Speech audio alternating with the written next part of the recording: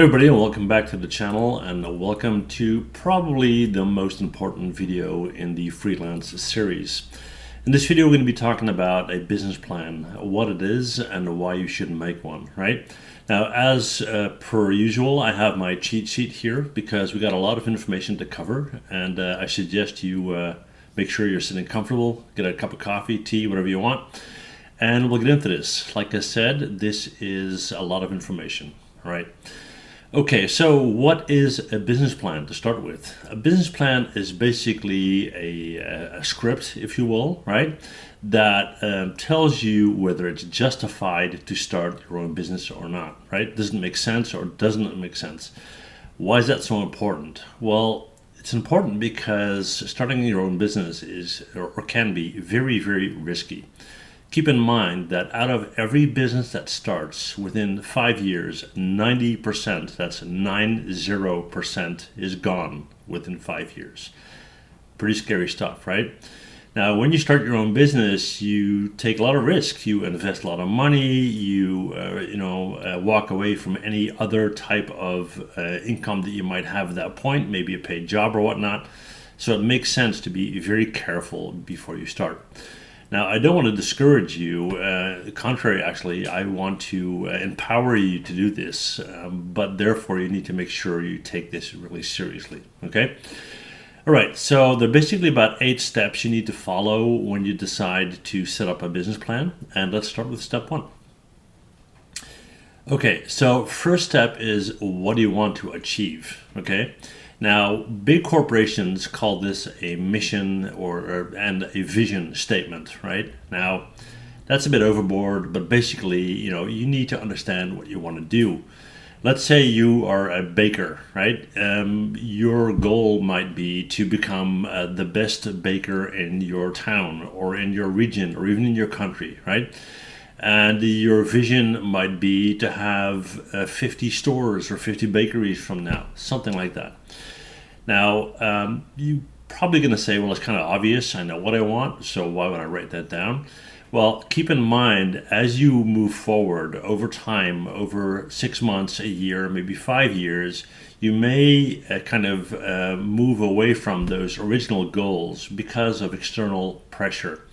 Let's say you have that bakery, but there are clients asking you to do something completely different. There's nothing to do with baking bread, but it's making you more money and people are not buying bread, so you just decide to do that. So 10 years later, instead of making bread, you're making something completely different. You get a fruit market, whatever. That isn't bad per se, but the thing is, keep in mind you need to stay on track. And sometimes you need to decide, okay, although this is a great opportunity, I'm not going to go with it because it's too far from my original goal, okay? So make up your mind on what you want to do and how you want to do it and what you want to achieve. Step 1. Okay, so step 2. Now that you know this, you need to basically cut this into little chunks. So let's say achievable chunks, right? Which means you need to have a short-term plan, a mid-term plan, and a long-term plan. Now, a short-term plan is anything, let's say 3 months after you start, 6 months, 9 months, let's say up to a year. That would be your short-term plan, right? Your mid-term plan is, let's say, for the first 2 years, and your long-term plans are anything longer than that. Now, what might those be? Well, you can say, okay, my short-term plan is I want to find a paying client, right? Pretty obvious. Your midterm plan, let's say after a year, is that you might consider, okay, after a year, I want to have my own website, or I want to have my own web store where I sell my 3D models, something like that. Long-term plan, 3 years from now, I want to have my own studio. I want to hire my first employee, something like that, right? Okay. All right, so that's number 2. Now, number 3 is what they call in the business the USP, or unique selling point. What do I mean by that? Well, the thing is this. You as a 3D artist are competing with thousands and thousands of other 3D artists. What makes you special? Why would people hire you instead of the other person, right? So what makes you unique? Now, you need to figure out what that is because it's going to be very important when you're having sales meetings with clients to let them understand what your value is, right? So, as a unique selling point, I'm looking at, okay, what makes you different? What makes you more desirable? Maybe you work very fast. Maybe you have an extreme high quality in your work. Maybe you have a specialty. You are specialized in 3D modeling plated food. Maybe you have a unique knowledge of the client's business that adds value to them, right? So think about that. If you work on an extremely general basis, you're not going to stand out. You're not going to, be noticed by clients, and as a result, you're not going to get any work. Okay. All right. Next one. This is a very important one. Step 4: market research. Now, a lot of people struggle with this because they don't know how to get the information. Well, there's a thing called Google, right, which will help you a long way. And it's all about not just finding the information, but how to use it. So when you do market research, it's important to find out who are my competitors? What is their unique selling point? Where are they offering their business? What kind of business are they offering? How much are they charging for it? And how successful are they, right? You kind of need to find out where you fit in. Are you doing the same thing? Are you doing something different? Are you charging more? Are you charging less? And so forth and so on, right? Okay, so like I said, where are they? What do they do? And also, how big is their market? Now, it's kind of hard to address that one because it very much depends on what you're going to do, right?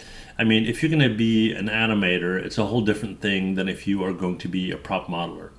But the thing is, you need to find out where you want to operate, right? Are you going to work regional? Are you going to work just in your country? Are you only going to work online? You need to have a sense of, what's your workspace going to be, right? And then from there, you need to investigate, okay, so how big is that market?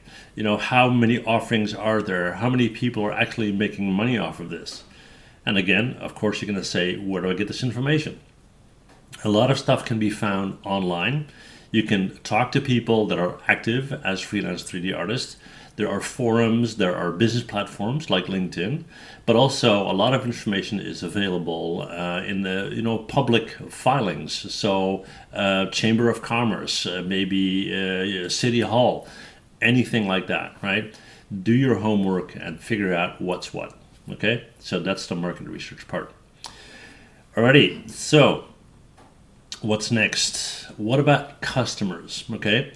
So you need to know not only the market related to your competitors, you definitely need to know the market when it comes to your clients. Now, if your idea is I'll basically take on any client, it's going to be a bit hard, right? And this kind of relates to that unique selling point that I was talking about.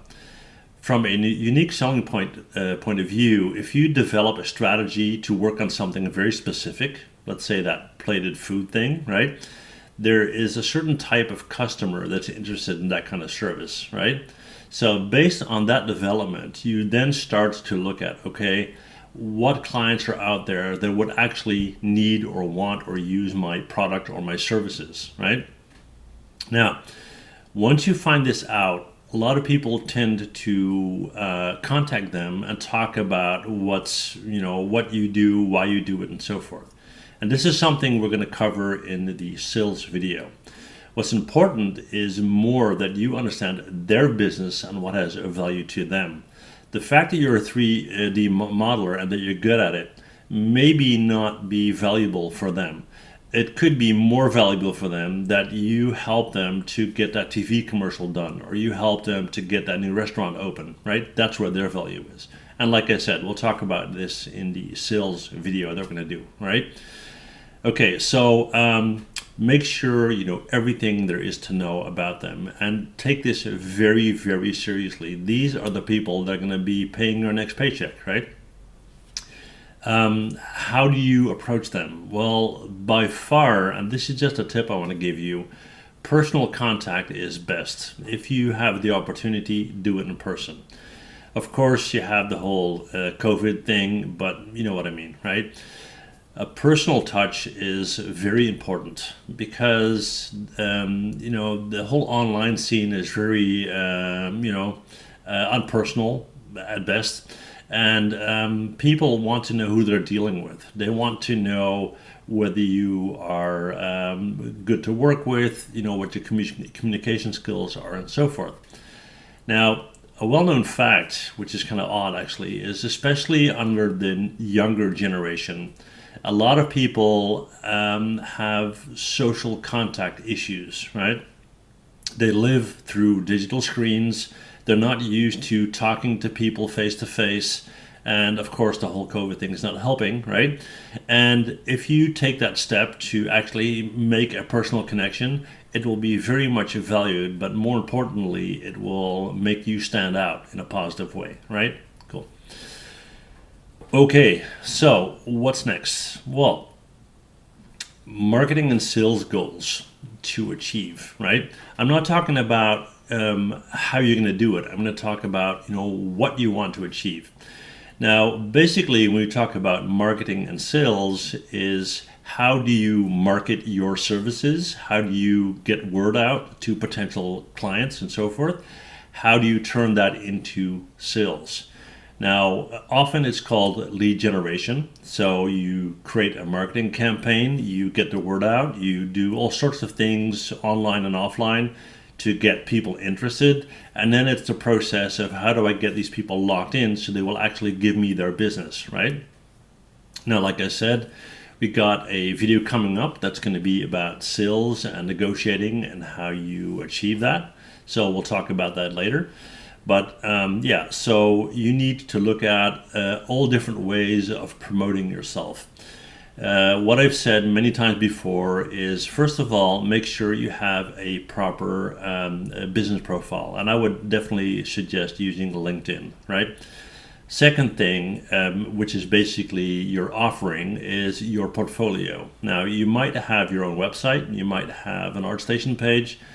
Whatever you do, make sure that the portfolio tells the story that you have developed. If you found your unique selling point, then have that portfolio sell that unique selling point, right? If you are specialized in plated food, have that portfolio reflect that. And what people are interested in is, what is your process? So don't just show 50 plates of food, show your process. Maybe a piece of photography that you use for concept work, right? How do you build up your models? What's your approach? How do you do lighting? What do you do yourself? What are things you don't do yourself? And so forth and so on, okay? So these two things, like I said, personal contact is best. If there's any way to get a membership in a local business platform, that would be perfect. Go to the Chamber of Commerce, ask for people in your city that are business owners. Do you ever use 3D models? Why do you use them? What are the benefits? Do the work, okay? All right, so then finally, it's basically a matter of do it, right? I talk to many 3D artists on a daily basis where they say, well, I got this great plan and I made a business plan and nothing's happening, right? I'm not being called by clients. Nobody's offering me work. Nobody's offering me money. Nobody will. You have to go out and get it, right? You have to do the work. You have to have a plan. You have to go out, find the people, work with them, show them your unique selling point, show them the value. And like I said, in the future videos, we're going to be talking about the sales process. We're going to be talking about how to negotiate, right? But in a nutshell, this is what a business case, or not a business case, what a business plan is, right? And it will help you not only to justify the whole thing for yourself, but potentially also for others. Let's say for whatever reason you need external capital, right? Or you need to get people on board with your idea or your plan.